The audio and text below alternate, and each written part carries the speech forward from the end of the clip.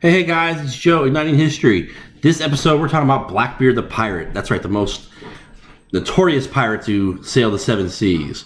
And we're going to start off by telling you to make sure you like our channel, give us a follow, and we're going to give you a really bad dad joke. So, what is a pirate's favorite letter? No, it's not R. It'd be the C.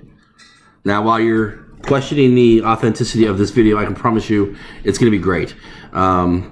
Let's get to it. As you can see on the page, Blackbeard's flag, this flew above his ship, the Queen Anne's Revenge. It's got the skeleton piercing the heart and all that kind of stuff.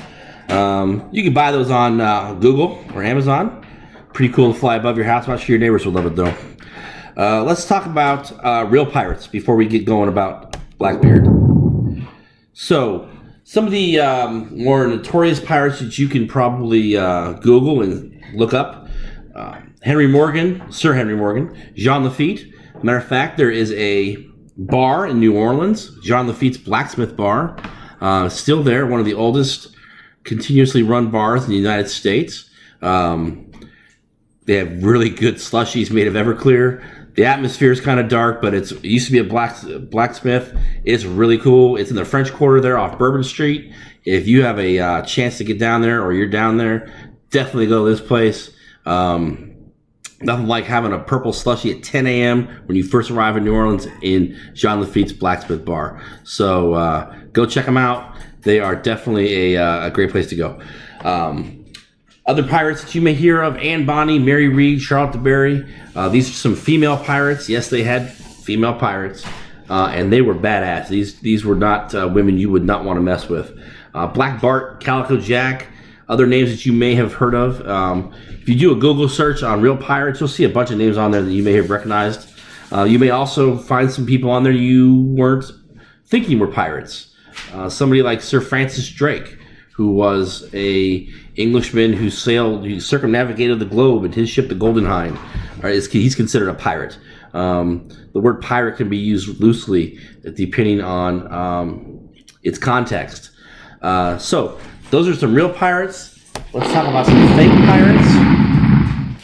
On the right, we have the notorious Captain Jack Sparrow from the Pirates of the Caribbean movies. And then on the left, this is a known to us old people by One-Eye Willie. Some of you youngsters may not know who he is from the movie Goonies.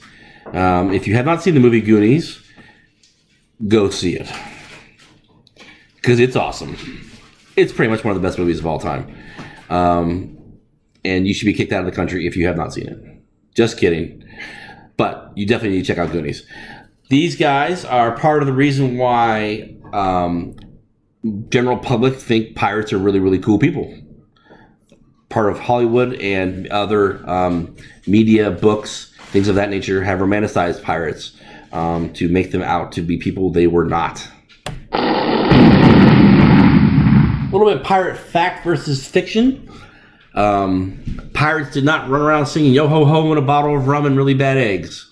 They may have made people walk the plank, but they were a little bit more cruel than that. They'd probably keel haul you before they made you walk the plank. The typical image of a pirate, got the big hat and the eye patch and the hook or a peg leg, or they got the parrot on the shoulder. Yeah, they may have had the hook loose in hand, maybe a leg. They had a hook peg. Doubt they had the parrot. The eye patch, that was a technical advantage for battle. As a matter of fact, if you were to go into an enemy ship's hold during battle, the eye that had the patch on it was already accustomed to darkness. So you could flip the patch to the other eye and you could go down to the ship's hold and see perfectly fine, and that would give you an advantage in battle. If you don't believe me, there's a Mythbusters episode on that, and you can look at that and say, oh, he wasn't just joshing us. Pirates were really nasty people. They were criminals. They raped, they murdered, they plundered, they stole. They were belligerent. They weren't these tavern-loving, rum-loving, women and men-loving people. Yes, they did love that stuff, but it's not like you see in the movies at all. This was not a life that you really went out to be unless you maybe had no other option. Some people had the propensity to be a pirate. Some did not. And that's where we're going to get to talking about our friend Blackbeard. Blackbeard, his real name was Edward Teach. As you can see in the photo here, he's got the hat, he's got the swords, got the flintlock pistols, got this big red coat. He's a tall guy. He's a big guy for the time period. So he was already foreboding physically. He would just go into battle, armed to the teeth. But let's talk about his early years. And there's not a lot known about him in the early years. We do know he was born around 1680, probably in Bristol, England. There are some theories out there that he may have been born in Jamaica or maybe even born in Bath, North Carolina, which would make him American pirate, which would be pretty sweet. Blackbeard, most notorious, would be an American. He did know how to read and write, so that does suggest that he came from a wealthy family. But like most pirates, we do not know a whole lot about his early years. We do know, however, sometime in the early 18th century, he does get to Jamaica. So whether he was born there and stayed there, or he came from Bristol to Jamaica, and he sailed with a bunch of privateers. Well, what's a privateer? A privateer is a legal pirate. He was English, so he would have gotten a letter of marque, M-A-R-Q-U-E, from the King of England, basically allowing him to fight and plunder any of the ships that they had been at war with. So if they were at war with Spain or France, the letter of marque would have said, "Hey, Edward Teach, you go out and destroy these ships from this nation, and you're okay. We're not going to get you, and you're not in trouble." It's basically a legal pirate. However, he loses his privateering license and then becomes a pirate, because pirates don't care about nations or where you're from. They're just going to take your ship down regardless. He joins forces with a Captain Hornigold, and Hornigold and Teach have an alliance for a couple years. Hornigold basically teaches him the finer points of piracy and ship taking. It's basically piracy 101. And it's at this point that we see that Teach is leaving the Caribbean, and he's starting to move up the east coast of the United States. He sails on a ship called the Queen Anne's Revenge. This is a drawing of it, obviously. We're going to talk a little bit more about the ship towards the end of the episode, but this is his ship.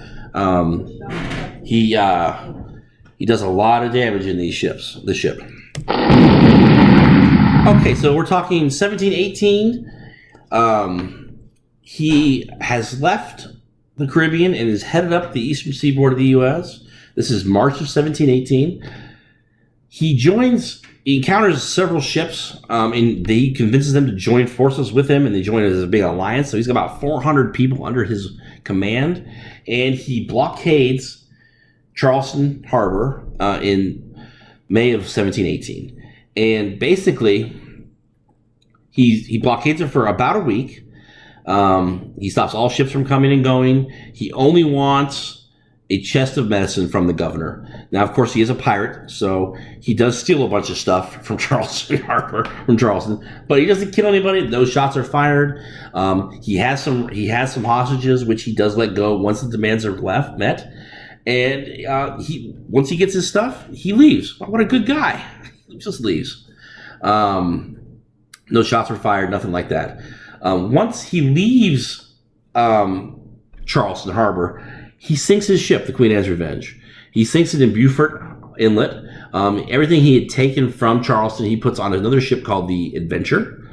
And he starts to sail up towards Bath, North Carolina. This is mid-June, same year, 1718. The King of England had offered him a pardon for piracy at this time. So he's going to accept this, and he's going to, quasi-retire from piracy. He buys a house in Bath, and he marries his 14th wife. Yes, folks, that's 1-4. 14th wife, Mary Ormond. But Blackbeard, the land life and everything, that's not really his gig, right? He's built for the sea, look at this picture here. He's got fuses coming out. They're burning fuses. People think he's the devil. He's not going to stay on the land for a long time. This guy belongs on a ship, right? So, what does he do? Well, when he brings his ship back to Carolina, the governor of North Carolina and the secretary hold a hearing and judge that the ship, the Adventure, had been abandoned. And they divide all the spoils up between themselves and Blackbeard. Now, when this is heard of by the colonists, they believe this as act of piracy, and he's working and colluding with Blackbeard. So Governor Spotswood of Virginia was called on by the local plantation owners to track down Blackbeard, okay, and run him out. All right. So they send troops to go get Blackbeard and capture him.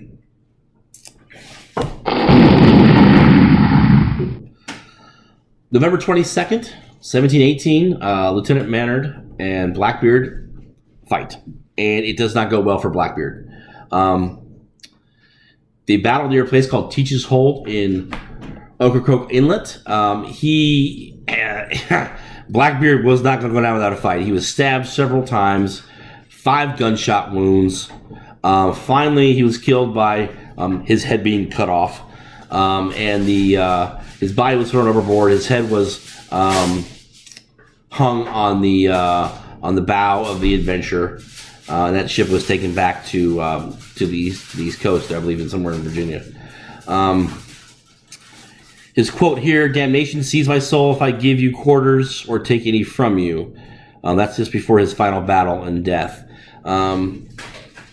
Many people believe that the death of Blackbeard signals the end of the golden age of piracy, where I hear all these names, these famous names.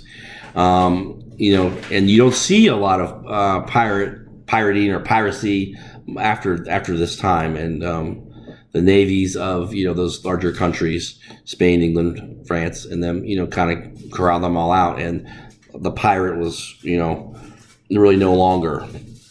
So his life, he didn't live very long, but he was there. He did what he could, and he has cemented himself in history as one of the most notorious pirates of all time. His legacy still lives on.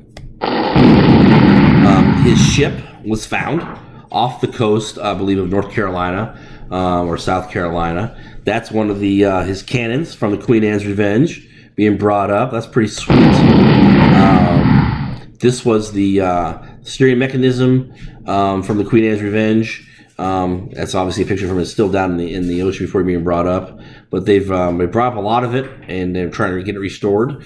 Meanwhile, however, you can go to Hawaii. This is the Queen Anne's Revenge replica that you can go check that out if you're ever over there in Hawaii. Go check it out, definitely. So this concludes this episode of Igniting History, Blackbeard the Pirate. Thank you for joining us. Make sure to give us a like, follow, and subscribe. Hope you enjoyed it. A little bit about Blackbeard and some pirates, some fake pirates, real pirates, pirate jokes. I hope you will come back for more. There'll be a new Facebook poll up here in the next couple days, and we'll talk to you later. Remember, tell your friends about us.